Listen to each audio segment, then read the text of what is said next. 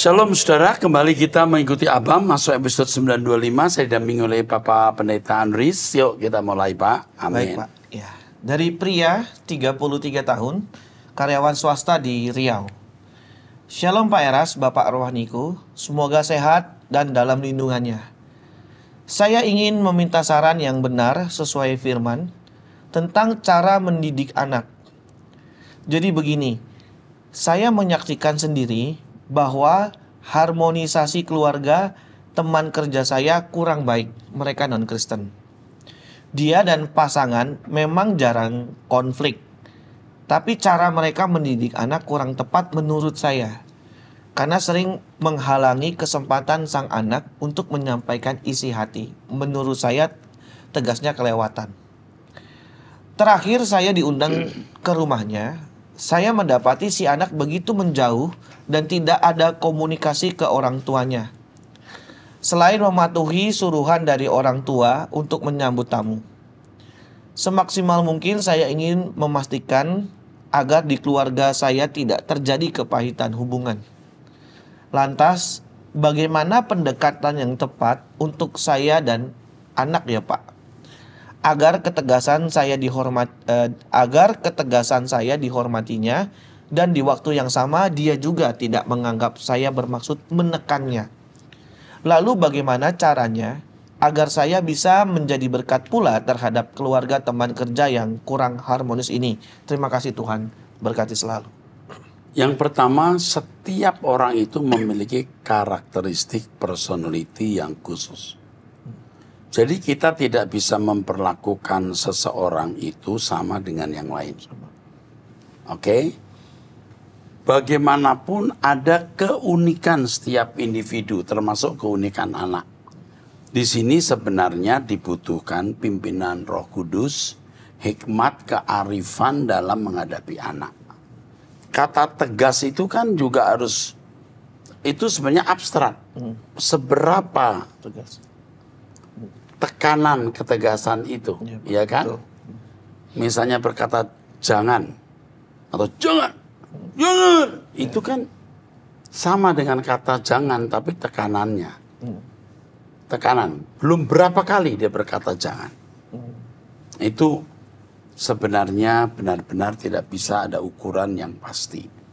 Yang jelas, yang pertamaan setiap personality pribadi punya keunikan, harus diperlakukan dan di-treat secara khusus, treatmentnya beda-beda. Yang kedua harus minta hikmat Roh Kudus dan pimpinan Tuhan. Atau kebijaksanaan. Yang ketiga ada lagi satu yang penting banget.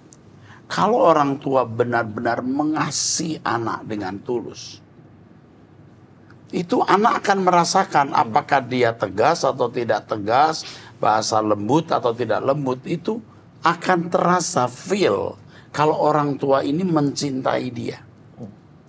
Karena bergaul tiap hari dalam segala aspek, anak akan merasakan belayan kasih sayang orang tua. Bahkan maka kemarahannya pun juga tidak menyakitkan. Tapi kalau sudah tidak memiliki kasih yang tulus, biar bukan ketegasan atau bukan kekerasan, melukai. Nah, sebenarnya kiat untuk melindungi anak itu satu, harus dilindungi dengan doa. Dua, dengan kesucian. Kesucian hidup orang tua itu akan melindungi anak. Tiga, keteladanan hidup. Ya, empat, baru pengawasan. Ini cara melindungi anak. Bagaimana menjadi berkat bagi teman Anda tadi? Ya, apa yang Anda alami dalam hidup ini, bagikan. Seperti nasihat saya ini. Amin. Teruskan. Selanjutnya wanita 33 tahun menikah di Jakarta. Shalom Pak Erastus dan tim Abam. Puji syukur selalu saya panjatkan karena saya bisa menemui pengajaran Pak Eras yang sangat mengubah hidup saya. Saya adalah pendengar setia Truth ID, tiada hari tanpa Truth ID. Pak Eras, saya ingin bertanya, apakah ada pengajaran atau khotbah khusus yang menyampaikan tentang penderitaan Tuhan Yesus yang sangat menderita sewaktu disesah, memikul salib, dan akhirnya wafat di kayu salib. Kalau dari yang saya pernah baca dan dengar, penderitaan Tuhan Yesus sangatlah hebat akibat prosedur hukuman Romawi saat itu. Misalnya, dia dicambuk lebih dari 100 kali dengan cambukan yang berkawat tajam. Mahkota durinya pun juga sangat menyiksa. Dan kemudian ada penelitian mengenai kain kafan Yesus yang hasilnya adalah penderitaan Tuhan sangat-sangat hebat. Saya ingin mengerti lebih dalam lagi tentang penderitaan Yesus, sehingga membuat saya makin tidak main-main untuk berjuang benar-benar hidup seperti Kristus dan berkenan di hati Bapa. Tetapi karena saya orang awam, saya takut saya salah mengerti atau sumber yang saya baca tidak valid. Karena itu saya mengharapkan pengajaran dari Bapak yang seorang akademisi. Kalau pernah disampaikan pengajaran mengenai hal tersebut, apakah ada linknya? Terima kasih banyak Pak Eras dan tim Abam. Terima kasih, Tuhan memberkati. Kita harus melihat penderitaan Yesus bukan hanya dari aspek fisik. Kalau kita membaca Ibrani pasal 12, ada firman kalimat yang mengatakan, lihat Yesus yang menanggung bantahan yang sehebat itu. Jadi penderitaan itu harus dipahami secara holistik. Ya. Penderitaan fisik jelas itu menyakitkan. Saya pernah mempelajari juga sebenarnya berapa kali cambukan, karena setiap cambuk itu ada 3. Dan setiap 3 itu ada 3 ekor. Dari 3 ekor itu 1 itu ada 3 juga. Tapi itu semua masih praduga karena tidak ada yang pasti. Ya, menurut hukuman Romawi sampai 100 kali 100 itu pukulan, atau dari 3 tadi jadi 30 atau 33. Ya.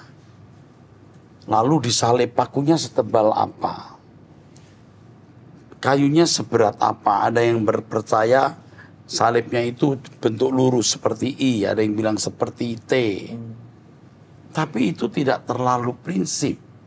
Yang jelas penderitaan yang dialami Yesus itu penderitaan yang maha hebat.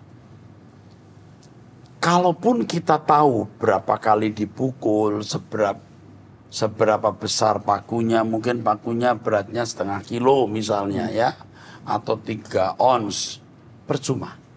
Itu tidak menambah iman. Kalau tidak tahu tidak mengurangi iman. Yang penting penderitaan Yesus itu penderitaan puncak, karena dari tidak bersalah dianggap bersalah. Jadi penderitaan fisik pasti dahsyat puncak. Yang kedua, penderitaan secara batin, bagaimana Yesus menghadapi bantahan yang hebat, fitnahan, malu, ya orang berkata salibkan dia. Belum lagi ketika dia melihat saudara-saudaranya dan ibunya yang hadir di situ. Wah, itu penderitaan luar biasa. Tapi ada satu yang Anda tidak boleh lupa.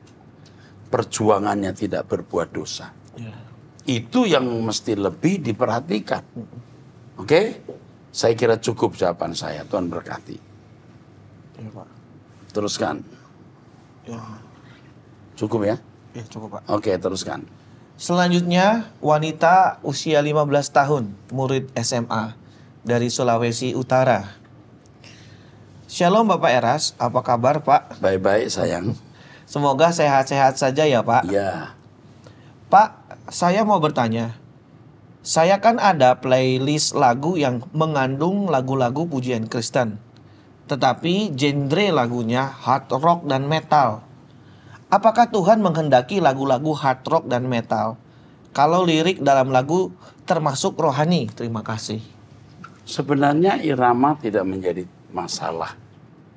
Menjadi masalah ketika kita menyanyikan atau melantunkan dan ada orang-orang yang tersandung oleh irama itu. Tapi kalau untuk kita sendiri, kita diberkati oleh irama itu, ya tidak menjadi masalah, itu seni.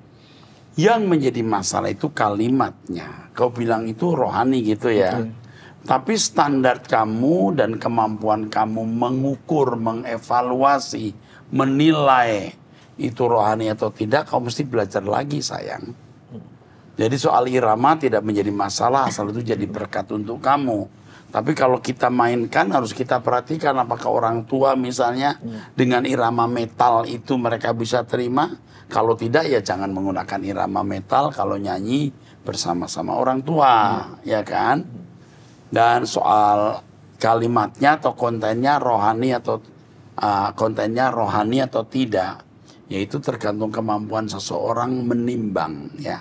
Kamu bertumbuh terus dalam kedewasaan sampai kamu bisa tahu benar kalimat yang rohani dan tidak. Teruskan. Selanjutnya wanita usia 37 tahun, Ya. sudah menikah, memiliki 1 anak dari Medan. Shalom Pak Erastus. Maaf Pak, saya minta nasihatnya untuk rumah tangga saya. Saya ceritakan sedikit ya Pak. Saya bertemu suami dalam keadaan susah finansial dan kemudian kami berhasil melewati itu. Setelah 3 tahun pernikahan, suami sakit dan diketahui terkena HIV. Suami mengaku sebelum kenal saya, hidupnya selalu berganti-ganti wanita malam. Saya kaget sekali, tapi saya berusaha tegar, tidak menunjukkan kekecewaan dan semangat mengobati suami. 1 tahun kemudian pun suami dinyatakan virusnya sudah terkontrol. Masalahnya di 2018 setelah sembuh, sampai sekarang suami saya sudah terpergok 3 kali pacaran dengan wanita malam. Dengan alasan saya tidak menghargai suami. Suami juga penjudi yang sering berhutang dan meminta saya melunasi. Di situ saya selalu marah dan kadang juga kelepasan berbicara keras. Saya walaupun kesal dan kecewa, tapi saya tidak ada maksud untuk melepas pernikahan kami. Berkali-kali saya mencoba komunikasi dari hati ke hati.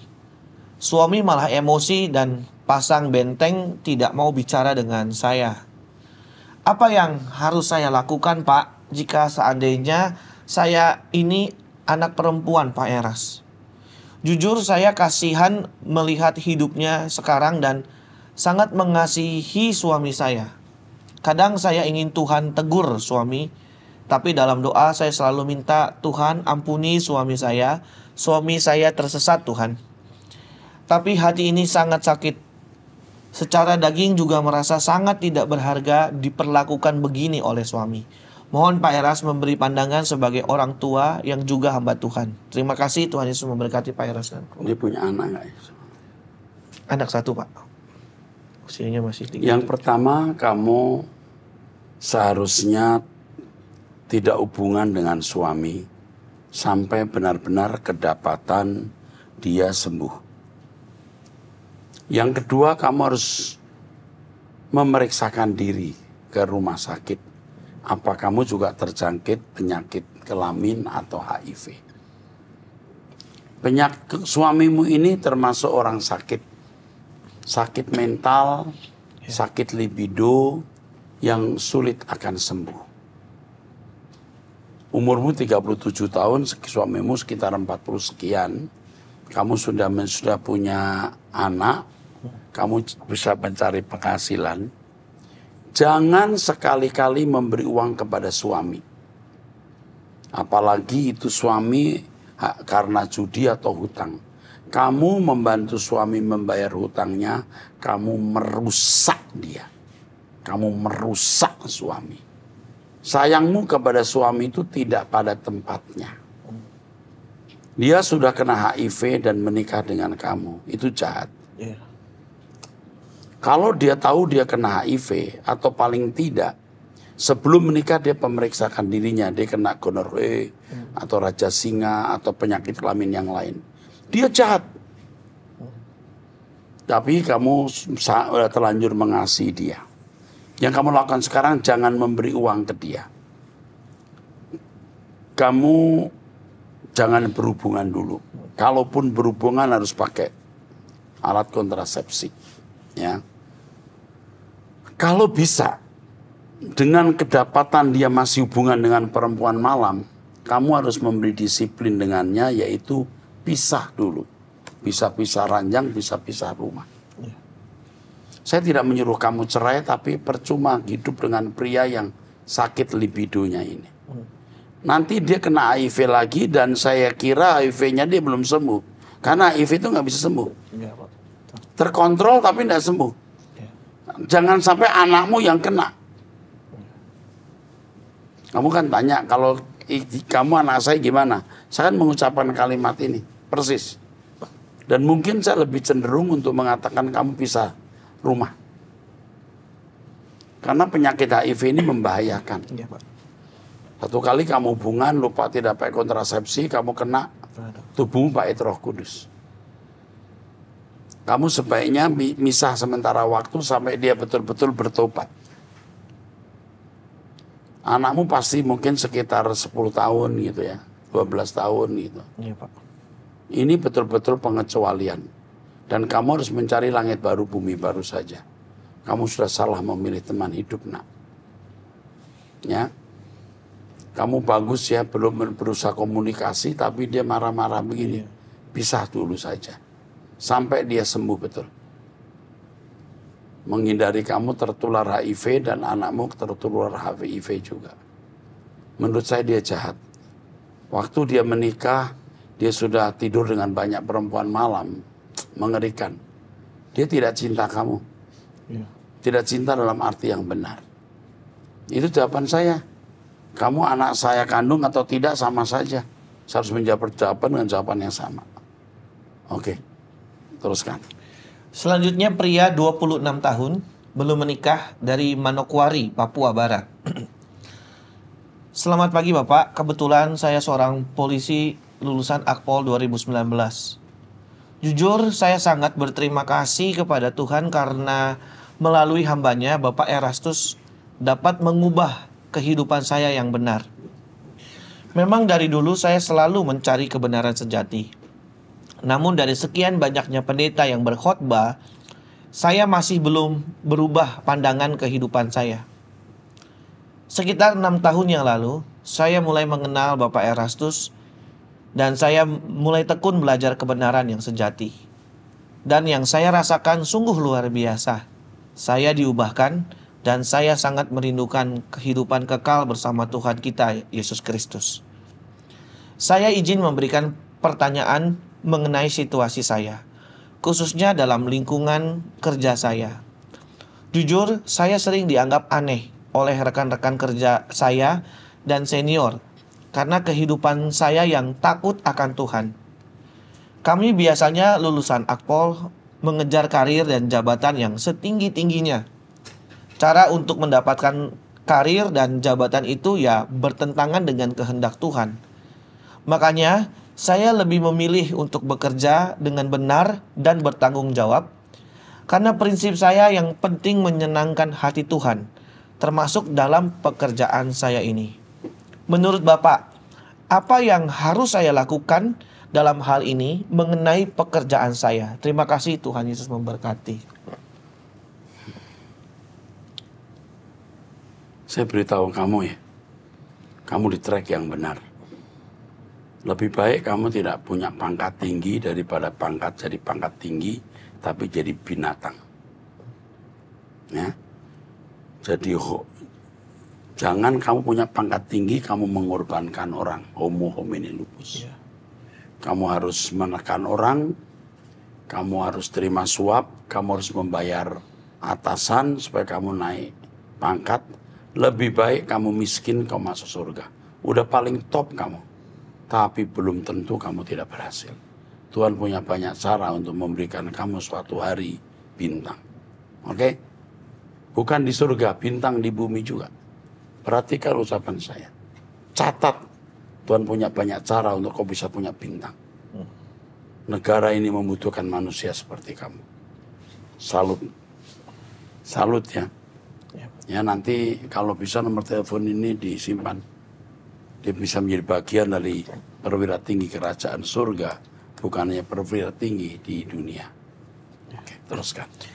Selanjutnya pria 29 tahun, seorang pengusaha dari Jakarta Utara. Shalom Pak Erastus dan tim Abam. Terima kasih kepada Tuhan atas bimbingan dari Pak Erastus dan semua tim GSKI Rehoboth yang sangat memberkati hidup saya. Saya setiap hari mengikuti doa pagi dan mendengar khotbah dari channel Truth ID. Saya masih berjuang untuk terus mematikan manusia lama dan aktif di gerakan 24 jam dalam hadirat Allah. Haleluya. Apakah ada masukan, tips atau cara supaya bisa siang dan malam memikirkan Tuhan di tengah kesibukan sehari-hari, Pak? Caranya perintahkan dirimu. Perintahkan dirimu dan semua saraf. Ingat Tuhan, ingat Tuhan. Caranya itu saja. Ya. Lalu hindari tontonan yang tidak perlu, karena itu mendistrak. Apapun yang kita lihat di gadget kita, itu bisa mendistrak pikiran, itu harus dihindari. Ya, jika kita dalam percakapan, jaga percakapan, jangan kita ikut hanyut dengan percakapan yang tidak kudus atau yang Tuhan tidak kehendaki, kita ikut buka suara. Terus. Saya masih sering tenggelam dengan kerjaan dan merasa keluar dari hadirat Tuhan, Pak. Saya baru menikah 1 tahun dan puji Tuhan kami diberi anugerah oleh Tuhan atas kehamilan istri. Saya menghayati luar biasanya karya ajaib Allah Bapa dalam menciptakan manusia dari ukuran kecil dalam hasil USG dokter, Pak. Saya ada rasa senang, tetapi jujur ada rasa khawatir yang dalam. Bagaimana cara menjadi orang tua yang bisa menjadi teladan rohani bagi anak-anak dan mendidik dalam kebenaran Tuhan. Apakah ada kegiatan atau seminar di GSKI Rehoboth Mall Arta Gading yang dapat membimbing kami dalam bagaimana memiliki peran seorang ayah, peran seorang istri, dan peran sebagai orang tua yang benar dalam Tuhan untuk mendidik anak, Pak? Supaya kami bisa belajar dan mempersiapkan kedewasaan rohani kami sebelum anak kami lahir di dunia jika diizinkan Tuhan. Kita kan ada itu ya, parentingnya. Ya. Kok sudah lama saya nggak ada parentingnya? Tolong diingatkan ada parenting lagi. Ya. Parenting, kita ada selalu parenting. Dan biasanya membimbing saya dan beberapa pembicara. Mungkin sudah ada, tapi bukan saya pembicaranya. Coba usulkan saya jadi pembicara lagi di parenting. Segera diadakan ya. Oke, teruskan. Rasa khawatir saya juga muncul, Pak, karena istri sebelumnya agama yang tidak percaya Tuhan, baru pindah agama Kristen waktu menikah. Istri mau menemani ibadah ke gereja, tetapi saya perhatikan masih belum serius dan masih fokus kesenangan dunia. Seperti nonton drama Korea dan masih suka lagu-lagu tentang dunia. Sedangkan saya berjuang setiap hari mematikan semua kesenangan, mendengar lagu rohani GSKI Rehoboth saja, berjuang menyenangkan Tuhan setiap hari dan gerakan 24 jam dalam hadirat Tuhan. Tetapi jujur masih sering jatuh bangun, Pak, dan merasa tidak presisi terus, Pak. Saya takut menoleh ke belakang juga, Pak, manusia lama. Saya ada rasa khawatir anak kami bisa terpengaruh kesenangan dunia yang istri saya lakukan dan pengaruh lingkungan keluarga juga, Pak. Saya sekarang tinggal satu rumah dengan mertua, Pak. Mertua dan sebagian besar keluarga dari istri tidak percaya Tuhan. Dan saya sekarang belajar diam jika mertua bahas agamanya, Pak. Mohon masukan dan bimbingan Pak Erastus. Maaf merepotkan karena banyak bertanya, Pak. Terima kasih banyak, Pak. Tuhan Yesus memberkati. Kamu lindungi dirimu dan anakmu dengan satu doa. Doa harus ikut terus. Doa pagi, doa pribadi. Kesucian hidup dipertahankan. Lalu yang ketiga, beri keteladanan kepada anak-anakmu. Anak-anakmu nanti. Ya, kamu sudah bagus, diam saja dan banyak bicara tentang Tuhan. Kamu punya PR yang besar dan berat, yaitu menggarami istrimu. Maka kekuatan rohanimu harus tinggi. Kalau kamu hanya punya 100 watt, mungkin suamimu tidak berubah. Tapi kalau 600 watt, di atas 500 watt, istrimu bisa berubah. Sekarang perjuangan yang kamu lakukan bertumbuh terus. dan kamu sudah ada di dalam kerinduan yang benar, saya kira kamu di track yang benar saat ini. Hanya terus mesti meningkatkan kualitas hidup rohanimu, kedewasaan, kesempurnaan. Selamat berjuang. Nanti parenting akan diumumkan, kamu akan bisa ikut hadir. Tuhan berkati. Selanjutnya, wanita 41 tahun sudah menikah, memiliki 2 anak dari Kalimantan Tengah. Suami saya kasar, suka memaki, tidak pernah ngobrol dengan anak dan istri. Hidup dalam dunia narkoba. Apa yang harus saya lakukan? Setiap saya minta pisah secara resmi, dia hanya akan ancam pergi dan tidak akan kembali lagi. Tolong pencerahan apa yang harus saya lakukan. Terima kasih, Tuhan Yesus memberkati. Ini masih tergolong muda ya, 41.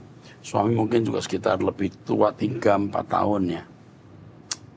Ini suami sakit ini. Iya, Pak. Ini suami sakit nih.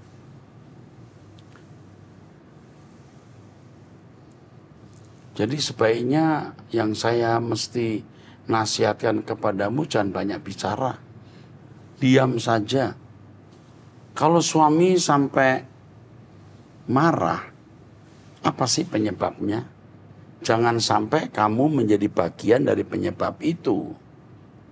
Kenapa suami kasar, memaki, dan lain-lain? Apa karena ada peran juga istri yang menjengkelkan, ngeselin, ngomongnya juga tidak mendatangkan sejahtera, bikin sakit hati, tersinggung. Itu juga harus kamu mesti mengoreksi dirimu. Tapi kalau kamu benar-benar baik lalu suami begitu, ya sakit jiwa. Saya kira kalau tidak ada asap ya nggak ada api gitu. Iya, Pak. Mesti ada bagian kamu. Lalu setiap saya minta pisah secara resmi, dia hanya akan ancam pergi dan tidak akan kembali. Kenapa kenapa kamu mesti minta cerai? Coba sekarang kamu harus belajar diam dulu. Ke depan apa yang terjadi kamu kasih kabar saya. Kamu diam dulu. Kamu diam. Kamu minta pencerahan dari saya kan? Kamu diam. Jangan banyak bicara. Jangan membuat emosinya dia tersulut. Kamu doa pagi bersama saya setiap hari jam 5. Miliki doa pribadi setiap hari dan dengarkan Truth ID. Nanti kamu akan mendapatkan pencerahan dari Tuhan langsung. Dan mengerti apa yang harus kamu lakukan terhadap suamimu yang modelnya seperti itu. Ya? Oke? Ya, Pak. Saya kira cukup ya. Sampai bertemu di episode yang akan datang. Itu episode ya yang ke-926. Oke, Tuhan memberkati.